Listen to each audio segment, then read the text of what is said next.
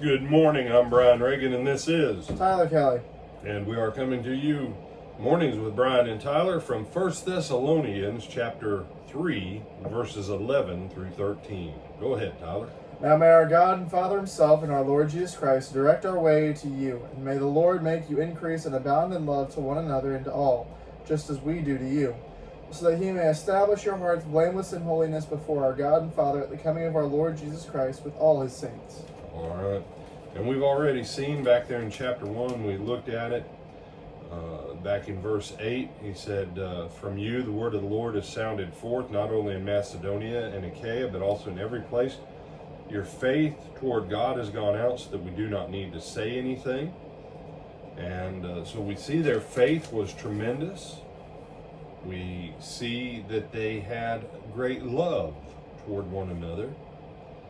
But the prayer that he had was that they would abound. That they would abound. You know? If the minimum love that we owe each other as Christians is the size of this cup of coffee, that's our minimum, right? And Tyler and I, when we come to church on Sunday, we give each other a cup of Christian love and kindness. And then we take that. Well, that's all week long, man. That's the entirety of your Christian love and kindness toward one another. But what if, we came in and we said, here's your cup for the morning, brother. And by the way, here's an extra gallon of Christian love and charity. You'd say, well, man, they need to have more than enough. That's kind of the point. You see, we have this idea. And I blame the 1800s, especially for this, as the Industrial Revolution was kicking in, as America became filled with a new type of greed. And most of the Western world, most of Europe and Russia became filled with a new type of greed as they were industrializing. That church got relegated to kind of just a Sunday morning thing. Most people don't realize Sunday evening services are only about 70 to 80 years old in most places. There's a few places that it goes back over 100 years. Sunday school, if memory serves, it's just now had its 150th anniversary, if I remember right. Let me say, no, see, and midweek service, they didn't have midweek service. What are you talking about? You see, the Catholics have always had pretty much everyday church. No. Yes. The Anglicans, the Church of England, the Episcopalians have pretty much always had everyday church. Methodists for a long time had everyday church because the original Methodists were actually part of the Church of England. Most people don't realize John Wesley died. He was still an ordained minister, an ordained priest of the Church of England. The problem was, after the Revolutionary War was over, the Episcopal Church of the Church of England in America became the Episcopal Church, and they didn't want anything to do with John Wesley's followers, so he was like, well, what do I do with all these people? So he had tremendous skills of organization. He organized them, and they became the Methodist Church. But for a long time, they met every day. The congregational churches, they made themselves open and available for daily church every day.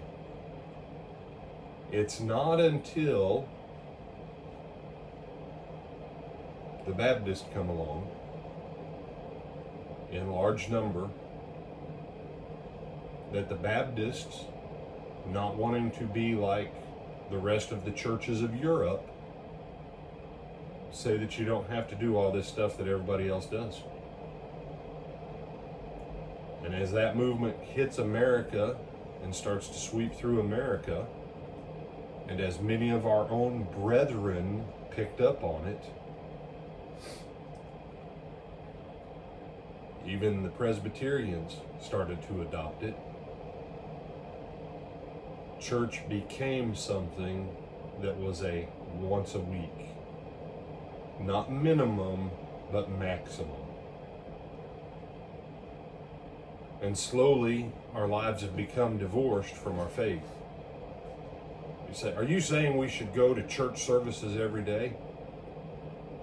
I have wanted for years to have a 7:30 worship service in the morning, Monday through Friday, and then on Saturday evening to have a 6 o'clock worship service, and then have the 2 services on Sunday. You say, oh, it means I'd have to come and go and worship God and assemble with my brothers and sisters every day. Brother, that's just too much. But it's not too much for us to sit on our butts and watch TV. Well, that's different. Yeah, I know. The one requires no effort for the devil to entertain us. The other requires a little bit of commitment for us to serve the Lord. But what if?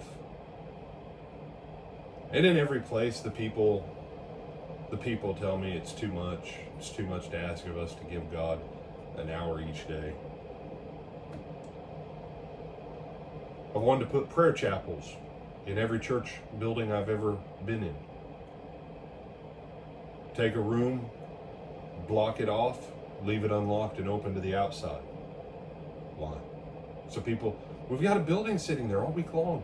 Why can't we turn a room of it into a room so that anybody who wants to can stop by the building and have quiet time and spend time in prayer and reflection? A safe, quiet space. So what does that have to do with this? We only get together once a week, and that's all I can give you. Your whole week has to get through on whatever I can give to you or communicate to you on Sunday. And it's hard to abound when that's all that we can put in. But if 3, 4, 5 times a week we were to exchange it,